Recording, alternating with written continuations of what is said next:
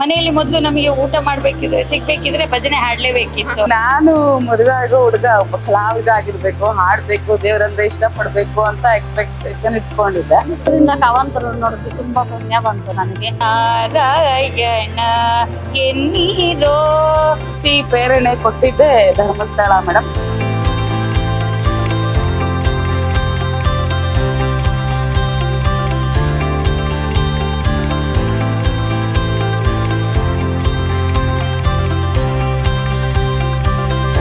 ಭಜನೆ ಎಲ್ರಿಗೂ ಕೂಡ ಇಷ್ಟ, ಆದ್ರೆ ಭಜನೆಯನ್ನ ಹೇಳ್ಕೊಡೋರು ಯಾರಿಗ್ ತಾನೇ ಇಷ್ಟ ಇಲ್ಲ ಹೇಳಿ. ಈಗ ನಮ್ ಜೊತೆಗೆ ಭಜನೆಯನ್ನ ಹೇಳ್ಕೊಡಿ ಆಗಿರುವಂತಹ ಉಷಾ ಹೆಬ್ಬಾರ್ ಮೇಡಮ್ ನಮ್ ಜೊತೆಗೆ ಇದ್ದಾರೆ, ಅವ್ರ ಜೊತೆಗೆ ಮಾತಾಡೋಣ. ನಿಮ್ಮ ಶಾಲೆಯಲ್ಲಿ ಹೇಳ್ಕೊಡುವಂತಹ ಭಜನೆ ಸಂಗೀತಕ್ಕೂ ನೀವು ಇಲ್ಲಿ ಭಜನಾ ಕಮ್ಮಟಕ್ಕೆ ಬಂದು ಹೇಳಿಕೊಟ್ಟಂತಹ ಭಜನೆಗೆ ಏನ್ ವ್ಯತ್ಯಾಸ? ಶಾಲೆಯಲ್ಲಿ ನಾವು ಹೇಳ್ಕೊಡುವಾಗ ಮಕ್ಕಳಿಗೆ ಉದ್ದ ಉದ್ದ ಹಾಡುಗಳನ್ನ ಹೇಳ್ಕೊಡ್ಲಿಕ್ಕಾಗಲ್ಲ. ಅವ್ರಿಗೆ ಅವರ ರೇಂಜ್ ನೋಡ್ಕೊಂಡು ನಾವು ಹೇಳ್ಕೊಡ್ಬೇಕಾಗ್ತದೆ. ಅವ್ರು ಏನು ಕಲಿತಾರೆ ಅದರ ಮೇಲೆ. ಇಲ್ಲಿ ಹಾಗಲ್ಲ, ಇಲ್ಲಿ ಎಲ್ಲ ಸ್ವಲ್ಪ ದೊಡ್ಡವರೆಲ್ಲ ಬಂದಿರ್ತಾರೆ. ಮತ್ತೆ ಈಗ ಸೋಷಿಯಲ್ ಮೀಡಿಯಾ ತುಂಬಾ ವರ್ಕ್ ಇದೆ ಅಲ್ವಾ, ಅಲ್ಲೆಲ್ಲ ಕೇಳಿ ಅವರು ಕಲ್ತಿರ್ತಾರೆ. ಮತ್ತೆ ಹುಷಾರಿರ್ತೇನೆ ಅಲ್ಲಿದ್ದು ಬೇರೆ. ನಿಮ್ಗೆ ಭಜನೆ ಹೇಳ್ಕೊಡುವಂತದ್ದು ಸಂಗೀತದ ಆಸಕ್ತಿ ಹೇಗೆ ಬಂತು? ನಾನು ಹುಟ್ಟಿಂದನೂ ನನ್ನ ಗಾರ್ರೆ, ಹಾಗಾಗಿ ಅಮ್ಮನೇ ನನ್ನ ಮೊದಲ ಗುರು. ಅಮ್ಮ ಹಾರ್ಮೋನಿಯಂ ನುಡಿಸ್ತಾ ಹಾಡು ಹೇಳ್ತಾ ಇದ್ರು. ಆವಾಗಿನ ಕಾಲದಲ್ಲಿ ಅವರದ್ದು ವಿದ್ವತ್ತಾಗಿತ್ತು. ಹಾಗಾಗಿ ಅವರಿಂದನೇ ಮೊದಲ ಪಾಠ ಕಲ್ತಿದ್ದು.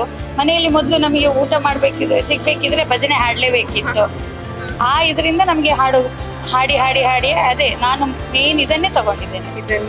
ಈಗ ಮ್ಯಾಮ್, ನಮಗೋಸ್ಕರ U+ ಟಿವಿಯ ವೀಕ್ಷಕರಿಗೋಸ್ಕರ ನಿಮ್ಮದೊಂದು ಹಾಡು. ನಾರಾಯಣ ಎನ್ನೀರೋ ಶ್ರೀ ನರಹರಿ ಪಾರಾಯಣ ಮಾಡಿರೋ. ನಾರಾಯಣ ಎನ್ನೀರೋ ಶ್ರೀ ನರಹರಿ ಪಾರಾಯಣ ಮಾಡಿರೋ. ನಾರಾಯಣನೆಂದು ಅಜಮಿಳನು ಕೈವಲ್ಯ, ನಾರಾಯಣನೆಂದು ಅಜಮಿಳನು ಕೈವಲ್ಯ ಸೇರಿದನೆಂಬೋ ಸುದ್ದಿಯ ಕೇಳಿ ಹರೀರೋ. ನಾರಾಯಣ ಎನ್ನೀರೋ ಶ್ರೀ ನರಹರಿ ಪಾರಾಯಣ ಮಾಡಿರೋ. ಭಜನೆ ಅಂದ್ರೆ ನಿಮ್ಗೆ ಯಾಕೆ ಇಷ್ಟ? ಭಜನೆಗೆ ನೀವು ಬರ್ಬೇಕು ಅಂತ ಯಾಕಂತ ಮೇಡಮ್? ಭಜನೆ ಅಂದ್ರೆ ನಾನು ಹುಟ್ಟಿದಾಗಿಂದ ಭಜನೆ ಭಕ್ತಿ ಇಂಥದೇ ಸಂಸ್ಕಾರದಲ್ಲೇ ಬೆಳೆದು ಬಂದಿದ್ದೀನಿ. ಹಾಗಾಗಿ ನಾನು ಭಜನೆ ಅಂದ್ರೆ ಮೊದ್ಲಿಂದನೂ ತುಂಬಾ ಇಷ್ಟ ಆಯ್ತು ಮೇಡಮ್. ನಾನು ಆಕ್ಚುಲಿ ಮದುವೆಗೆ ಎಲ್ರು ಏನೇನೋ ಗಂಡು ಹಿಂಗೆ ಇರ್ಬೇಕು ಹಂಗೆ ಇರ್ಬೇಕಂತ ರಿಸ್ಟ್ರಿಕ್ಷನ್ಸ್ ಎಲ್ಲ ಇಟ್ಕೊಂಡಿರ್ತಾರಲ್ಲ. ಹಾಗಾಗಿ ನಾನು ಮದುವೆ ಆಗೋ ಹುಡುಗ ಒಬ್ಬ ಕಲಾವಿದ ಆಗಿರ್ಬೇಕು, ಹಾಡ್ಬೇಕು, ದೇವರಂದ್ರೆ ಇಷ್ಟ ಪಡ್ಬೇಕು ಅಂತ ಎಕ್ಸ್ಪೆಕ್ಟೇಷನ್ ಇಟ್ಕೊಂಡಿದ್ದೆ. ಸೊ ಅವ್ರು ಬಡವರು ಶ್ರೀಮಂತ ಅನ್ನೋದು ನನಗೆ ಲೆಕ್ಕಕ್ಕೆ ಬರ್ಲಿಲ್ಲ ಮೇಡಮ್. ನಮ್ಮ ಮನೆಯವ್ರು ಹಾಡ್ತಾರೆ, ಹಂಗಾಗಿ ನಾನು ಇಷ್ಟಪಟ್ಬಿಟ್ಟೆ. ಸೊ ನಮ್ಮ ಗಂಡ ಹೆಂಡತಿ ಇಬ್ರದೂನು ಇದೇ ದಾರಿಯಲ್ಲಿ ಸಾಕ್ತಾ ಇದೆ. ಭಗವಂತ ನಮ್ಗೆ ತುಂಬಾನೇ ಸಕ್ಸಸ್ ಕೊಟ್ಟಿದ್ದಾನೆ ಮೇಡಮ್ ಈ ಹೆಜ್ಜೆ. ನಿಜವಾಗ್ಲೂ ಭಕ್ತಿ ಅಂದ್ರೆ ಭಗವಂತನನ್ನು ಮುಟ್ಟುವುದಕ್ಕೆ ಭಜನೆಯಿಂದ ಮಾತ್ರ ಸಾಧ್ಯ. ಹಾಗಾಗಿ ಆ ಹಾಡಿನ ಮೂಲಕ ಭಜನೆ ಮೂಲಕ ಭಗವಂತನನ್ನು ಮುಟ್ಟಿದ್ದಕ್ಕೆ ಸಕ್ಸಸ್ ಕೂಡ ಕಂಡಿದ್ದೀರಾ? 100% ಸಕ್ಸಸ್ ಕಂಡಿದ್ದು. ನಾನು ಎಕ್ಸ್ಪೆಕ್ಟೇಷನ್ ಮಾಡಿರೋದಕ್ಕಿಂತ ತುಂಬಾ ಸಕ್ಸಸ್ ಕಂಡಿದ್ದೀನಿ ಮೇಡಮ್. ಯಾಕಂದ್ರೆ ನಾನು ಮದುವೆ ಆಗೋ ಹುಡುಗ ಅಂದ್ರೆ ನನ್ನ ದೇವ್ರ ಮನೆ ಒಳಗಡೆ ನಾನು ಭಕ್ತಿಯಿಂದ ಹಾಡ್ಬೇಕು ಅಂತ ಎಕ್ಸ್ಪೆಕ್ಟೇಷನ್ ಇಟ್ಕೊಂಡಿದ್ದೆ. ಬಟ್ ಇವತ್ತು ನಾವು ಬೆಂಗಳೂರು ದೂರದರ್ಶನ ರೇಡಿಯೋ ಇದ್ರಲ್ಲೆಲ್ಲ ಹಾಡಿದೀವಿ, ಟಿವಿ ಚಾನಲ್ ಅಲ್ಲಿ ಹಾಡಿದೀವಿ. ನಾವು ಬಿ ಹೈ ಗ್ರೇಡ್ ಕಲಾವಿದರಾಗಿ ಹಾಡಿದೀವಿ ಮೇಡಮ್. ನಮ್ ತಂಡ ಬಂದು ನಾವ್ ಆಕ್ಚುಲಿ ನಮ್ಗೆ ಶಕ್ತಿ ಪ್ರೇರಣೆ ಕೊಟ್ಟಿದ್ದೆ ಧರ್ಮಸ್ಥಳ ಮೇಡಮ್. ಪೂಜ್ಯ ಕಾವಂದರು, ಹೇಮಾವತಿ ಅಮ್ಮ ಅವರು. ನಾವು ಇವತ್ತು ನಾ ಅನ್ಕೊಂಡಿರೋದು ಯಾರೇನ್ ಅನ್ಕೊಂಡಿರೋದು ನನ್ಗೆ ಗೊತ್ತಿಲ್ಲ ಮೇಡಮ್. ನಾನಂತೂ ಅವ್ರನ್ನ ಶ್ರೀರಾಮಚಂದ್ರ ಸೀತಮ್ಮ ಅಂತಾನೆ ಅನ್ಕೊಂಡಿದೀನಿ. ಅವ್ರ ಮುಖದಲ್ಲಿರೋ ನಗು ನಮ್ಗೊಂದು ಎನರ್ಜಿ. ಅವ್ರು ಬಂದು ಕೂತ್ಕೊಂಡ ತಕ್ಷಣ ನಮ್ಗೆ ಸುಸ್ತಾಗಿದ್ರು ಅವ್ರ ಮುಂದೆ ಜೋರಾಗಿ ಹಾಡ್ತೀವಿ. ಅಂದ್ರೆ ಜೋರಾಗಿ ನೃತ್ಯ ಮಾಡ್ತೀವಿ, ಬರ್ದೇ ಇದ್ರು ಹೆಂಗೆಂಗೋ ಆಡ್ತೀವಿ. ಅಂದ್ರೆ ತಂದೆ ತಾಯಿ ಮಕ್ಳೇನೆಲ್ಲ ಮಾಡ್ತಾರೆ ಅದನ್ನೆಲ್ಲ ಮಾಡ್ತೀವಿ. ನಮ್ಗೆ ನಾವ್ ಹಿಂಗ್ ಆಡ್ತಾ ಇದೀವ ಅಂತ ಅನ್ಸುತ್ತೆ ಮೇಡಮ್. ಬಟ್ ಬಹಳ ಖುಷಿ ಆಗತ್ತೆ ಮೇಡಮ್. ಈ ಹಂತದಲ್ಲಿ ಹೇಳ್ಬೇಕಂದ್ರೆ ನನ್ ಮಗ ಕೂಡ ಫಿಲಂ ಲ್ಯಾಂಡ್ ಬಂದು ಆಲ್ರೆಡಿ ಸಕ್ಸಸ್ ಕೂಡ ಕಾಣ್ತಾ ಇದ್ದಾನೆ. ಇವಾಗ ಮ್ಯೂಸಿಕ್ ಡೈರೆಕ್ಟರ್ ಆಗಿ ವರ್ಕ್ ಮಾಡ್ತಾನೆ. ಅದ್ ನನ್ಗಿನ್ನೂ ತುಂಬಾ ಹೆಮ್ಮೆ ಅನ್ಸುತ್ತೆ ಮೇಡಮ್. ನಾವು ಕಡೂರು ತಾಲೂಕಿಂದ ಬಂದಿರೋದು, ನಾರಾಯಣಪುರ ಗ್ರಾಮ. ನಮ್ಮ ಹೆಸರು ಅಭಿಲಾಷ ಅಂತ. ನಾವು ಭಜನೆಗೆ ಬರೋದಕ್ಕೆ ಕಾರಣ ನಮ್ಮ ಮಕ್ಕಳು ಸಮಸ್ಯೆ ಇದ್ದಾಗ ಭಗವಂತ ನಮ್ಮನ್ನ ಒಂದು ದಾರಿಗೆ ಕರ್ಕೊಂಡು ಬಂದ. ಭಗವಂತನೆಡೆಗೆ ಹೋಗೋಕೆ ಇದು ಒಂದು ಶಕ್ತಿ ಅನ್ನೋದನ್ನ ತಿಳ್ಕೊಂಡು ಭಜನೆ ಒಳಗೆ ಬಂದ್ವಿ. ಮುಂಚೆಯಿಂದನೂ ಸಂಗೀತದ ಮೇಲೆ ಸ್ವಲ್ಪ ಕಾಳಜಿ ಇತ್ತು. ಇಂಥದ್ದೇ ಅಂತ ಇರ್ಲಿಲ್ಲ, ಎಲ್ಲಾ ತರದಲ್ಲೂ ಮಾಡ್ತಾ ಇದ್ವಿ. ಆದ್ರೆ ಇದನ್ನ ಪರ್ಟಿಕ್ಯುಲರ್ ಆಗಿ ಆಯ್ಕೆ ಮಾಡ್ಕೊಂಡ್ವಿ. ಆಯ್ಕೆ ಮಾಡ್ಕೊಂಡ್ಮೇಲೆ ತುಂಬಾ ಚೆನ್ನಾಗಿ ಮುಂದುವರೆದಿದೀವಿ. ನಮ್ಮ ಮಕ್ಳಿರ್ಬೋದು, ಆರೋಗ್ಯ ಇರ್ಬೋದು, ನಮ್ಮ ಮನೆ ಆರ್ಥಿಕ ಪರಿಸ್ಥಿತಿ, ನಮ್ಮ ವ್ಯವಸ್ಥೆ ಎಲ್ಲ ಚೆನ್ನಾಗಾಗಿದೆ. ಅದಕ್ಕೆ ನಮಗೆ ತುಂಬಾ ಖುಷಿ ಇದೆ. ಇದರಲ್ಲಿ ಮುಂದುವರಿಬೇಕು ಅನ್ನೋ ಆಸೆ ಇದೆ. ಇನ್ನೂ ಚೆನ್ನಾಗಿ ಬೆಳೆಸ್ಬೇಕು ಅನ್ನೋ ಆಸೆ ಇದೆ. ಅದಕ್ಕೆ ಭಗವಂತನೇ ಪ್ರೇರಣೆ ನೀಡ್ತಾನೆ ಅಂತ ನಂಬಿಕೆ. ಹೆಸರು ರೂಪ ಅಂತೇಳಿ, ಒಂದು ಅಜ್ಜಂಪುರ ಮತ್ತೆ ನಾರಾಯಣಪುರ ಗ್ರಾಮ. ಈಗ ನಾವು ಭಜನೆಗಿಂತ ಚಿಕ್ಕಂದಿನಿಂದಲೂ ನಮ್ಮ ತಾತನ ಕಡೆಯಿಂದನೂ ನಮ್ಮಲ್ಲಿ ಭಜನೆ ಭಕ್ತಿ ಜಾಸ್ತಿ. ತಾತ ಇರಲಿ, ಅಮ್ಮ ಇರಲಿ, ಮಾವರಿರಲಿ, ಎಲ್ಲ ಭಜನೆಯಲ್ಲಿ ಭಕ್ತಿ ಜಾಸ್ತಿ.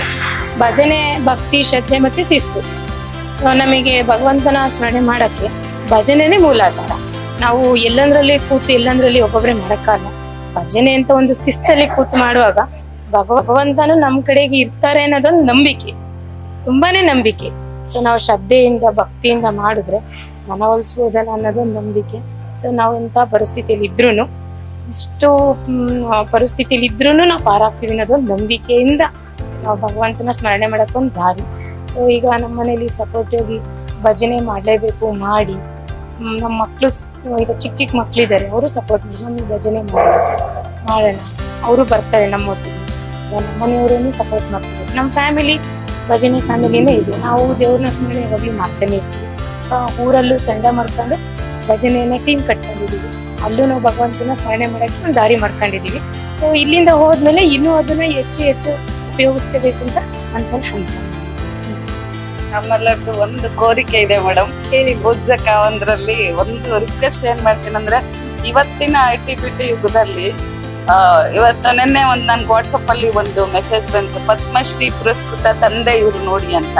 ಅವರು ತಂದೆ ತಾಯಿ ಗಂಡು ಮಕ್ಳುಗಳು ಎಲ್ಲ ಸಾಕಿ ತಂದೆ ತಾಯಿಗಳು ಎಷ್ಟೆಲ್ಲ ಮಾಡಿರ್ತಾರೆ ಮೇಡಮ್. ಅವ್ರಿಗೆ 800 ಕೋಟಿ ಆಸ್ತಿ ನಮ್ಮ ಮಕ್ಳಿಗೆ ಬಿಟ್ಟಿದಾರಂತೆ. ಇವತ್ತು ಅಜ್ಜ ಮೇಲೆ ಬಟ್ಟನೆ ಇಲ್ಲ, ಸರಿಯಾಗಿ ಇದ್ರಲ್ಲಿ ಮಲಗಿದ್ರು ಅವರು. ನೋಡಿ ನನ್ಗೆ ಎಷ್ಟು ಹೊಟ್ಟೆ ಹೊರಿತ ಅಂತಂದ್ರೆ ನಾವು ಎಲ್ಲಾ ಕೊಡ್ತೀವಿ ಮೇಡಮ್. ಮಕ್ಳಿಗೆ ವಿದ್ಯೆ ಕೊಡ್ತೀವಿ, ಬುದ್ಧಿ ಕೊಡ್ತೀವಿ, ಅವರಿಗೆ ಊಟ ತುತ್ತು ಮಾಡಿ ತಿನ್ಸಿ ಕಾಲೇಜಿಗೆ ಕಳಿಸ್ತೀವಿ, ಚಿಕ್ಕ ಮಕ್ಳ ತರ ನೋಡ್ಕೊಂಡು ಎಲ್ಲ ಕೊಟ್ಟಿರ್ತೀವಿ. ಆದ್ರೆ ನಾವು ತಪ್ಪದೆಲ್ಲಿ ಅಂದ್ರೆ ಸಂಸ್ಕಾರ ಕೊಡೋದ್ರಲ್ಲಿ ಎಡುತ್ತಾ ಇದೀವಿ ಮೇಡಮ್. ಅದು ನಮ್ಗೆ ಈ ಧರ್ಮಸ್ಥಳದಲ್ಲಿ ಸಿಕ್ಕಿದೆ. ಇಲ್ಲಿ ಬಂದಾಗಿಂದ ನಾವು ನೋಡ್ತಾ ಇದೀವಿ. ನನ್ಗೆ ಒಂದು ಸಣ್ಣ ಉದಾಹರಣೆ ಅಂದ್ರೆ, ನಾನು ನಮ್ಮ ಅತ್ತೆ ಮಾವನ ಕಾಲು ಮುರಿದು 2 ಕಾಲು ಫ್ರಾಕ್ಚರ್ ಆಗಿ ಮಲಗಿದಾಗ ಮಗು ತರ ಭುಜದ ಮೇಲೆ ಎತ್ಕೊಂಡು ನಾನು ಅವ್ರಿಗೆ ಬೇಜಾರಾಗ್ಬಾರ್ದಂತ TV ಮುಂದೆ ಕರ್ಕೊಂಡ್ಬಂದು ಅವ್ರನ್ನ ಅಷ್ಟು ಚಂದ ನೋಡ್ಕೊಂಡೆ. ನನ್ ಮಕ್ಳು ಅದನ್ನ ಅಬ್ಸರ್ವ್ ಮಾಡ್ತಿದ್ರು. ಅದೇ ಕಾರಣಕ್ಕೆ ಮೊನ್ನೆ ಜ್ವರ ಬಂತು, ತುಂಬಾ ಸುಸ್ತಾಗ್ಬಿಟ್ಟೆ ಅನ್ನೋ ಕಾರಣಕ್ಕೆ ರೋಡಿಂದ ಆ ಕಡೆ ಗಾಡಿಗಳು ಜಾಸ್ತಿ ಬರ್ತಾ ಇದ್ವು. ನನ್ ಮಗ ಹೀಗೆ ಕೈ ಹಾಕೋ ಆಡ್ಸೋದ್ಮೇಲೆ ಕೈ ಬಿಟ್ಟ. ಅಂದ್ರೆ ಅದು ನೋಡಿ ನೋಡಿ ಕಲಿತಾರಲ್ವ ಮೇಡಮ್ ಮಕ್ಳು. ಆ ಸಂಸ್ಕಾರ ನೋಡಿ ತುಂಬಾ ಖುಷಿ ಆಯ್ತು ನನ್ಗೆ. ಬೆಂಗಳೂರಲ್ಲಿ ಇದೇ ತರ ಒಂದು ಘಟಕ ಮಾಡಿ ದಯಮಾಡಿ ಎಲ್ಲ ಮಕ್ಕಳಿಗೆ ಒಂದು ವಿದ್ಯಾವಂತರಾಗಿ ಸಂಸ್ಕಾರವಂತರಾಗಿ ಮಾಡಿದ್ರೆ ಇಂತ ಜಾಸ್ತಿ ನಮ್ ಬೆಂಗಳೂರಲ್ಲಿ ಸಿಕ್ಕಾಬಿಟ್ಟು ಆಗಿದಾವೆ ಮೇಡಮ್. ವಯಸ್ಸಾದ ವೃದ್ಧರಿಗೆ ಅನಾಥಾಶ್ರಮಗಳು ಇವೆಲ್ಲ, ಅದೆಲ್ಲ ಮೋಸ್ಟ್ಲಿ ಕಡಿಮೆ ಆಗುತ್ತೆ. ಮತ್ತೆ ಮನಸ್ಸುಗಳು ಒಂದಾಗ್ತವೆ. ಈಗ 6 ತಿಂಗಳು 3 ತಿಂಗಳು ಒಂದೇ ದಿನಕ್ಕೆ ಡಿವೋರ್ಸ್ಗಳು ಆಗ್ತಾ ಇದಾವೆ. ಹಂಗಾಗಿ ಈ ತರದ್ದೆಲ್ಲ ಅವಾಯ್ಡ್ ಆಗುತ್ತೆ. ಇಲ್ಲಿ ಜನರು ಸುಸಂಸ್ಕೃತ ಇದ್ದಾರೆ. ಪ್ರತಿ ಹಳ್ಳಿಲೂ ಭಜನಾ ಕಮ್ಮಟ ಮಾಡ್ತಾರೆ, ಪ್ರತಿ ಹಳ್ಳಿಯಲ್ಲೂ ನಗರ ಪ್ರದರ್ಶನ ಇವೆಲ್ಲ ಮಾಡ್ತಾ ಇದ್ದಾರೆ ಮೇಡಮ್. ನಿಜವಾಗ್ಲೂ ಬೇಕಾಗಿರೋದು ಬೆಂಗಳೂರಿಗೆ, ಡೆಲ್ಲಿ, ದೊಡ್ಡ ದೊಡ್ಡ ಸಿಟಿಗಳಿಗೆ ಬೇಕಾಗಿದೆ. ನಾವೆಲ್ಲ ಕಾರ್ಯಕರ್ತರಾಗಿ 1 ವಾರ ಅಲ್ಲ 15 ದಿವಸ ತಿಂಗಳಾಗ್ಲಿ ನಾವು ಇದಕ್ಕೋಸ್ಕರ ದುಡಿತೀವಿ ಮೇಡಮ್. ನಮ್ಮ ಇಡೀ ಟೀಮ್ ದುಡಿಯುತ್ತೆ. ಯಾಕಂದ್ರೆ ನಾವು ಒಂದು ಇಲ್ಲಿಂದ ಹೋದ್ಮೇಲೆ ಒಂದು ಇವರು ಕರೆ ಕೊಟ್ಟಿದ್ರು, ಒಂದು ಇಲ್ಲಿ ಕಲಿಯೋ ಪ್ರತಿಯೊಬ್ರು ಮುಂದೆ ಲೀಡರ್ ಆಗಿ ನಿಲ್ಬೇಕು ಅಂತ. ಆ ಮಾತನ್ನ ಇಟ್ಕೊಂಡೆ ನಾವು ತಂಡ ಕಟ್ಟಿ ಇವತ್ತು ಗಾನಸುದೆ ಅನ್ನೋ ತಂಡ ಎಲ್ಲ ಕಡೆ ಹೆಸರು ಮಾಡ್ತಾ ಇದೆ. ನಮಗ್ ತುಂಬಾ ಖುಷಿ ಇದೆ. 100 ಜನ ಮೆಂಬರ್ ಇದ್ದಾರೆ ಇದರಲ್ಲಿ. ಹಂಗಾಗಿ ನಾವು ಎಲ್ಲರನ್ನೂ ಕರ್ಕೊಂಡ್ಬಂದು ಸೇವೆ ಮಾಡಕ್ ರೆಡಿ ಇದೀವಿ. ನನ್ ಪೂಜೆ ಕಾವಂದರಲ್ಲಿ ನಮ್ಮ ಸೀತಮ್ಮನಲ್ಲಿ ನನ್ಗೆ ರಿಕ್ವೆಸ್ಟ್ ಮಾಡ್ಕೊತಾ ಇದೀನಿ, ನಾವು ಬೆಂಗಳೂರಲ್ಲೂ ಈ ತರದ್ದೆಲ್ಲ ನಡೀಲಿ ಅಂತ. ನಾವೆಲ್ಲ ತರದ್ ಸಪೋರ್ಟ್ ಮಾಡ್ತೀವಿ. ಇಷ್ಟು ಹೇಳಕ್ ಇಷ್ಟಪಡ್ತೀವಿ. ನಾವು ಬೆಂಗಳೂರಲ್ಲಿ ವಾಸ ಇರ್ತಾ ಇರೋದು. ಇವ್ರ ಯಜಮಾನ್ರನ್ನೇ ಸಂಗೀತ ಭಜನೆ ಟೀಮ್ ಕಟ್ಟಿರೋದು. ನಮ್ಗೆ ಚಿಕ್ಕ ವಯಸ್ಸಿಂದನೂ ನಮ್ಗೆ ಭಜನೆ ಅಂದ್ರೆ ತುಂಬಾ ಇಷ್ಟ ಇದೆ. ಸಂಗೀತ ಅಂದ್ರೇನೆ ಇಷ್ಟ. ಮತ್ತೆ ಚಿಕ್ಕ ವಯಸ್ಸಿಂದನೂ ಸ್ಕೂಲ್ಗಳಲ್ಲಿ ಎಲ್ಲಾದ್ರಲ್ಲೂ ಪಾರ್ಟಿಸಿಪೇಟ್ ಮಾಡ್ತಾ ಇದ್ದೆ. ನನಗೆ ಆದ ಅವಕಾಶ ಸಿಕ್ಕಿಲ್ಲ. ನನ್ನ ಮಗಳಿಗೆ ಸಿಂಗರ್, ನನ್ನ ಮಗಳು ಕೂಡ ಸಿಂಗರ್ ಆಗಿದ್ದಾರೆ. ನನ್ನ ಹಳೆಯ ಕನ್ನಡದ ಮ್ಯೂಸಿಕ್ ಡೈರೆಕ್ಟರ್ ಆಗಿದ್ದಾರೆ. ಆಕಾಶ್ ಅಂತ ಜಿ ಕನ್ನಡದಲ್ಲಿ ಬರ್ತಾರಲ್ಲ, ಆಕಾಶ್ ಅಂತ ಅವರು ನನ್ನ ಹಳೆಯ ಅವ್ರ ಟೀಮು ಕೂಡ ಸಂಗೀತದಲ್ಲೇ ಇದ್ದಾರೆ.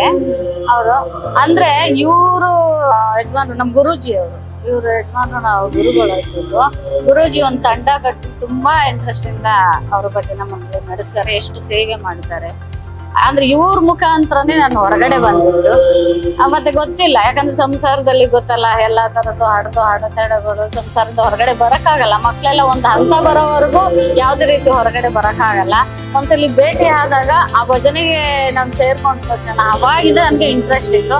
ಆ ಇಂಟ್ರೆಸ್ಟ್ ಇಂದ ಇಲ್ಲಿ ಪುಣ್ಯ ಸಿಕ್ತು ನನ್ಗೆ ಧರ್ಮಸ್ಥಳದಲ್ಲಿ. ಯಾಕಂದ್ರೆ ನಮ್ಗೂ ಇಲ್ಲಿ ಬರ್ತಾ ಇರ್ತೀನಿ, ನಮ್ಗೆ ತುಂಬಾ ಇಷ್ಟ ಮಂಜುನಾಥ ಇಷ್ಟ.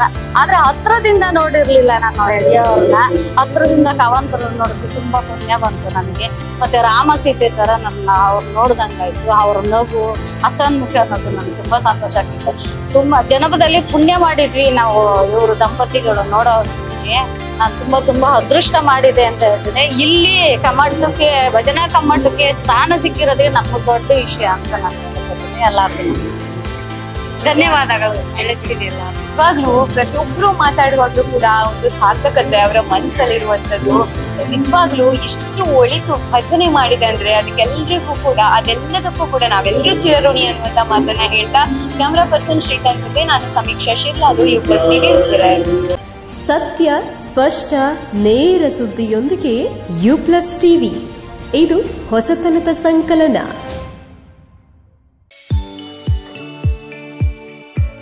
STM multi speciality hospital Ujire 200 ಹಾಸಿಗೆಗಳಿರುವ ಒಳರೋಗಿ ವಿಭಾಗದಲ್ಲಿ ರೋಗಿಗಳ ಬೇಡಿಕೆಗೆ ಅನುಗುಣವಾಗಿ 100 ಹಾಸಿಗೆಗಳ general ward, 38 semi special ward, 41 special rooms, 2 deluxe ward, 9 ಹಾಸಿಗೆಗಳಿರುವ ICU ಹಾಗೂ 10 ಡೇ ಕೇರ್ ಬೆಡ್ಗಳು ಲಭ್ಯವಿದೆ.